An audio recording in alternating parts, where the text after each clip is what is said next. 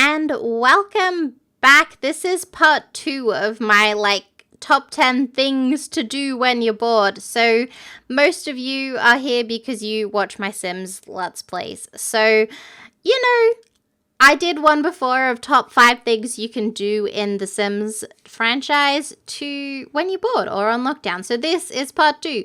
Nooblet's top 10 games to try or revisit when you are bored or on lockdown. That's right. With the current climate of the world and school holidays coming up, if your school's not closed because of coronavirus, I thought people might be looking for some new stuff to try in games they already played or some new games for them to play. And a lot of game devs are actually having sales and stuff because they're like, yeah, you're stuck at home. Why don't you buy our games? So these are some games that I really love and would recommend if you are looking for plenty to do. So let's start with number 1 on my list. Any kind of farming game.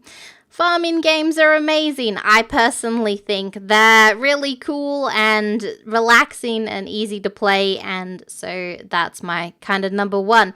So if there's some examples for your, if you're not sure. So, My Time at Portia. It's a really good one. Or some people say Portia, but there's some that say Portia. I normally say whatever it is, it's good. By the way, I'll be putting links to all these games, Steam or Humble Bundle links in the description so you can, find them if you like. So, My Time at Portia. It's a great little game. It's kind of like a farming game, but a building game. There's a bit of action too. There's NPCs you can romance. There's little quest lines, there's mining, there's all sorts of good stuff. There's not really farming per se, but I don't know, I think it's really fun and it fits into that farming RPG kind of itch that people get. I don't know, it's a good game. I really enjoy it, and there's some cool stuff there. I've played it, I played a little bit on camera, and I've also done an off video stream game thing. And I got much further, and there's lots of quests, and it's cute and really wholesome, and I love it. Okay, number 2 of my farming games I'd recommend is Stardew Valley. Also, this is my sneaky way of being yeah, this is my top 10, but here's some good ones in this genre. So Stardew Valley, obviously, I imagine most of you have played it already if you are a Sims player. Sims people seem to love Stardew Valley. If you've not played Stardew Valley, you need to play Stardew Valley. It's amazing. It's usually fairly cheap, and I think it's on a lot of different consoles as well. And I don't know. I love Stardew Valley. It's so relaxing. There's so many different things you can do. You could marry someone new. Shane's the only acceptable candidate. I'm just saying, I love Shane. And you can fight me on that. There's all these different NPC cutscenes. You inherit a farm pretty much if you don't know what it is, and you need to restore it. It's a lovely little town. Everyone's got amazing little backstories, and there's little cutscenes, and there's, you can farm, you can fish, you can mine, you can cut wood, you can forage for stuff, you can turn your stuff you produce into artisan goods. So you can turn your milk into cheese, you can turn your grapes into wine, that sort of stuff. There's lots of secrets and hidden things. There's festivals. It's cute. I really love it. So my last on my kind of farming-ish kind of game is Slime Rancher. Slime Rancher is amazing, okay? I love Slime Rancher. It's so cute. And I don't know, it's just very wholesome. And so pretty much if you're not familiar with Slime Rancher, you are on an alien planet, I suppose. And there's these adorable little slimes that look like all sorts of adorable things. There's little firebug slimes, fireflies. And there's radiation slimes, there's lava slimes, water slimes, there's cat slimes, there's little honey slimes, there's, what else is there? I don't know, there's lots. and they're all adorable, absolutely adorable, and there's different things you can unlock, and it's fairly relaxing. There's not really anything bad that can happen to you. There's some kind of things, there's some different modes as well, and different kind of challenges and places you can go, but it is, I don't want to say too much because I don't want to spoil anything, but it is honestly super wholesome, and there's so much to do. I've played like over 100 hours of it, and I don't think I've done everything yet, so I don't know. I take my time, and I don't know. There's just so many things to do, and secrets and fun stuff, and you can mix slimes together so you can get your little, you can put your, I don't know, cat slimes with your firefly slimes, and then you get a cool cat that's like, floating and stuff. And I don't know, there's different environments, different plants you can grow to feed your slimes, different, it's just a lot of fun. So I don't know, I would recommend it. So next on my list, this is not like a genre like the first one, but I wanted to mention all those three, and I wouldn't have enough to mention everything else on my list. So next on my list is Eastshade. I've actually finished this game. You guys will see the end of it soon. I've not put the last episodes out yet, but they're coming. So Eastshade is a great, relaxing game. If you've not played it or you've not seen my Let's Play, it is, how do you even describe it? So pretty much you're a painter, and you're on an island, there's no violence, and you just go round and you help the townsfolk, you find out some stuff. It's honestly a beautiful game. The world is gorgeous, the quests are amazing. It's such an inclusive game. I was super surprised. I was like, oh hey look, there's like a ramp here as well as some stairs. Wouldn't it be cool if there was like a character that was in a wheelchair? And there was, and I'm going to point out that all the characters are animals, so I just saw this little deer kid in like a little cart, and it was like a little wheelchair. I'm like, what the heck? It's so cute. And there's some lesbian bears. They're really cool too, and I don't know, there's lots of good quests. It's a really inclusive game, and I don't know, I really enjoyed playing it, and I 10 out of 10 would recommend. And it's so relaxing, and there's so many secrets you can find, and little quests, and there's some puzzles and some stuff you have to work out, and it's pretty good, and places you have to find, and you just go around painting stuff, and it's a cool time. And I don't know, I really enjoyed it, and you never expect some of the little plot twists, and it's really cool. So that's number 2 on the list. Okay, number 3. By the way, none of these are ordered like the best worst kind of thing. They're all good games, and you should all try them if you can. Number 3 on my list is Terraria. Terraria, however you want to say it. I probably say it wrong however I do it, but I would recommend it. It is, if you've not played it, one, you're living under a rock, but it's kind of like a 2D RPG game. Survival game? Not survival, really.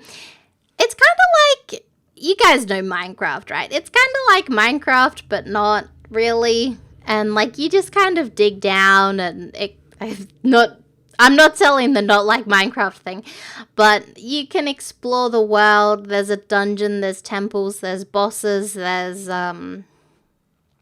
different armor tiers, there's lots of cool stuff and little secrets and things for you to do, and crafting and building, and it's really good. Trust me, try Terraria.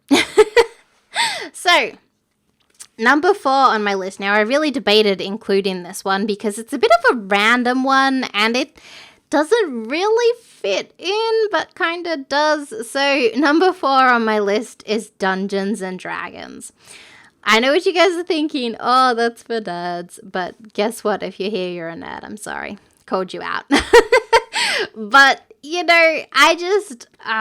I love Dungeons & Dragons. I've been playing it this year, and I've been wanting to play it for quite a while. I bought all the stuff last year, and I've been having so much fun, and I've been obsessively watching, streams of it. I got to give a little shout out. I really love the quests and chaos.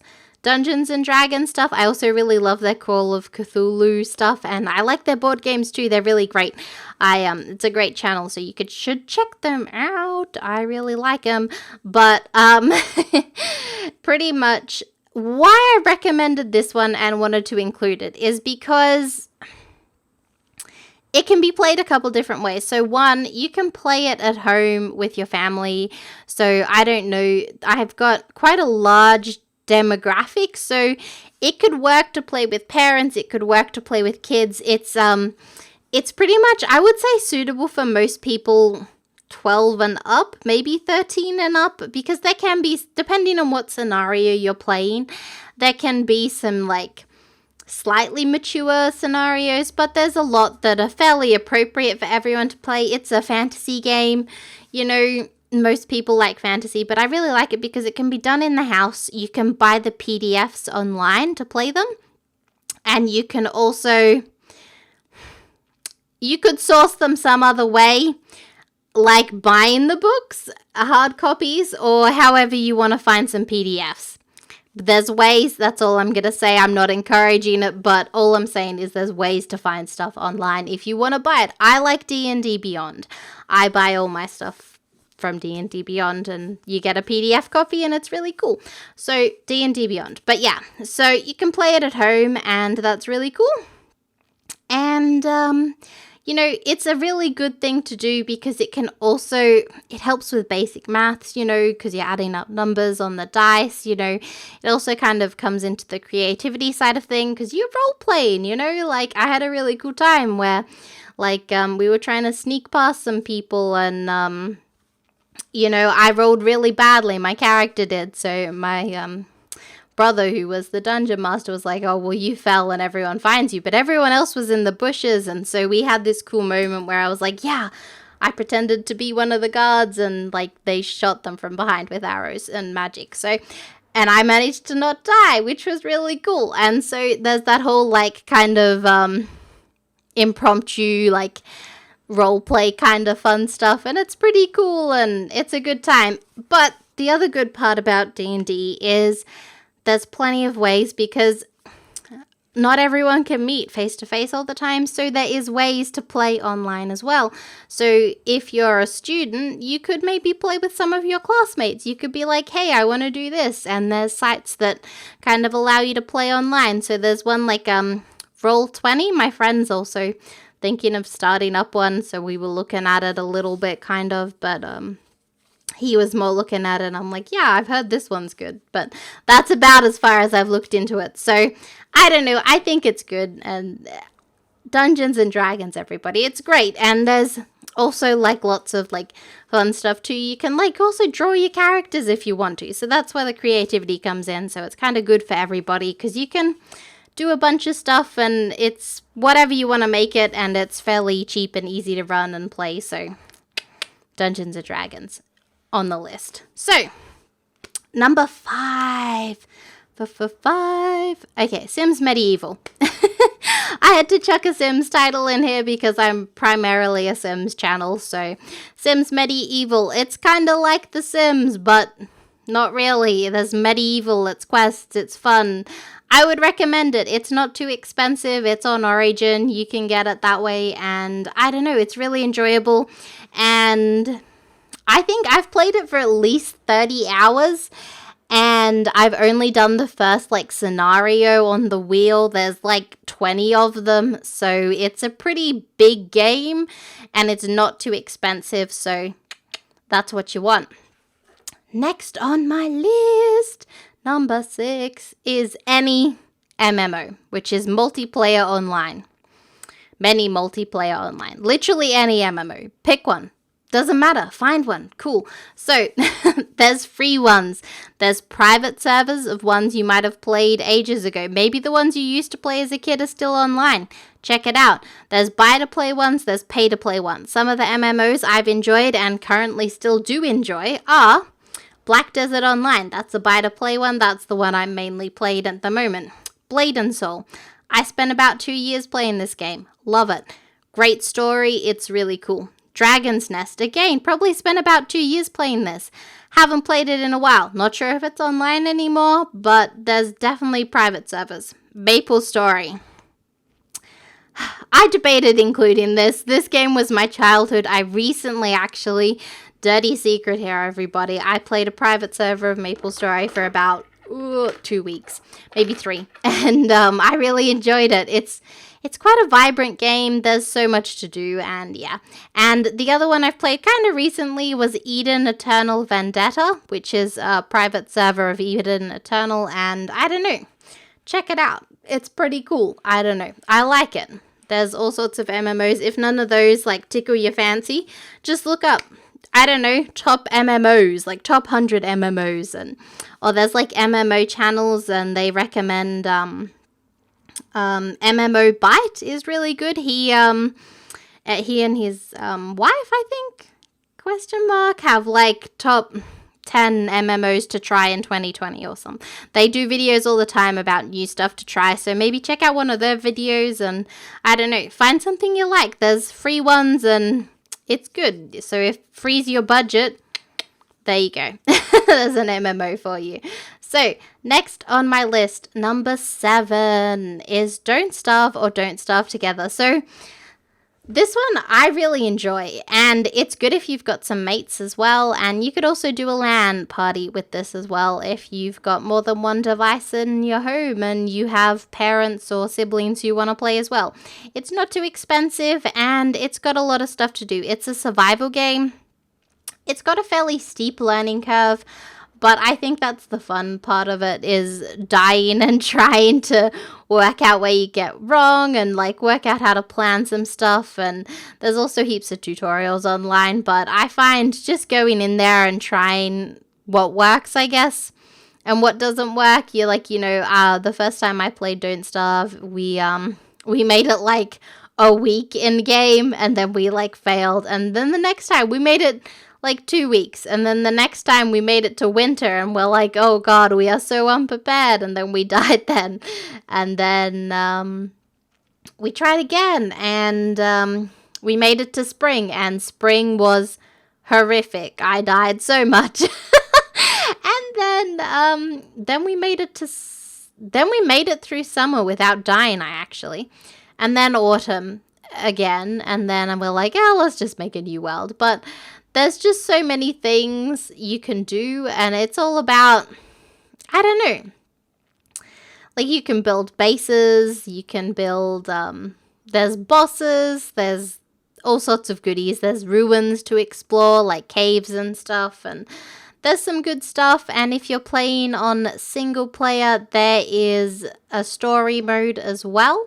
So Don't Starve is the story mode. It's also got Reign of Giants and Shipwrecked as well for the single player. So with Reign of Giants, there's some extra seasons in there and some more bosses. And in Shipwrecked, you are in a whole new world on an island, and that's very cool. And you got to sail around to different islands, and there's different kind of seasons and bosses there too. And then the Don't Starve Together can be played solo, so you don't actually need to invite anyone, but this is good. You can do this Don't Starve Together as a LAN party, so you can play with your friends, like your family, who you're also in quarantine or at home bored. And you can also play online. You can join public servers. You can set up an online server and play with your friends on Steam with a little password and stuff like that. So it's really fun and it's good and stuff. Next on my list, number 7, oh my god, it's number 8, I can't read, is Breath of the Wild. It is a Switch game, a Nintendo game. I was unsure to include it, but I don't know. I figure a lot of people have a Switch. Some don't, some do. I don't know. It's such an amazing game, though. It's got a great story. It's good for all age groups. I played it recently. I haven't actually finished it because I've got game commitment. I've got commitment issues with everything. I like get to so close to the end and then I stop and that's it. But Breath of the Wild, there's exploration, there's stories, there's puzzles, there's combat, there's, DLC. There's so many things you can do, and really, I mean, I've played it easily about 150 hours, if not more. And there's still stuff I've not done, and there's all sorts of goodies, and it's amazing. It's such a good game. It's very wholesome, and it's really suitable, I think, for most ages. Maybe not like under 10, but I don't know. You could give it to your tweens if you want to. Next on my list is Epistory, which is kind of a weird one to include, I thought, because it's a typing game, and I kind of thought, well, one, it's got a great story. Two, it's quite a unique visual style. Three, it's kind of like reading a book, and exploration, and it's really it's such a hard game to explain, but pretty much there's no like click target combat or action combat. The combat is a monster is walking towards you and it's got a word on it and you got to type the word. So it can help people improve their typing skills as well, especially if you've got young'uns who need to practice their touch typing. So that's a kind of cool, but it's got quite a nice story. It's visually appealing. It's got a nice soundtrack, and yeah, I probably played it for about 20-25 hours, and I really enjoyed it. I don't know. I didn't finish it. Well, I kind of did. I did, but I didn't do everything in it. I didn't 100% it, but I finished the main story, so there we go. And number 10 on my list is Witcher 3, because I'm obsessed at the moment. I bought it like a couple weeks ago, and I've honestly been obsessed. I've like not put it down. I've been obsessively playing it, and it's got such a rich story. And also, I'm thinking about buying the first game and the second game too, and it's also got a book series, and it's also got a Netflix series, so if you are into it, you can really be into it. So I've already finished the first book. I finished it last night. I stayed up way past my bedtime. I was like obsessed. And I've ordered all the other books. So getting those in before I get quarantined, because I'm still not on quarantine. So there you go. But Witcher, anything Witcher related. It's a bit adult, so probably not good for the younger viewers or people who are looking for stuff for their kids to do. But if you're an adult and you like a story-rich game with beautiful visuals and, I don't know, romance and good stuff, Witcher. Highly recommend. I've been obsessed. It's amazing. Okay, great. So my last kind of bonus little parting thought for you all is, remember, if you can't afford any of these games or you aren't sure about them, check them out. There's people who produce content like myself, but there's also plenty others, and people who produce content on YouTube, Twitch, Mixer, Facebook Gaming. Pick your preferred platform, search it up, have a look, have a watch, and I don't know, see what's going on. So, also, my last little thing, if you have any games that you've been enjoying lately, let me and everyone else know in the comments so that we can also try them when we're bored or on lockdown. So thank you so much. Please stay safe, everybody. Wash your hands, all that good stuff. And anyways, I'm going to go now. I've got lots of Witcher 3 to play now because this is the last thing I'm recording today and I'm obsessed. So thank you so much, and I will see you all next time. Bye-bye!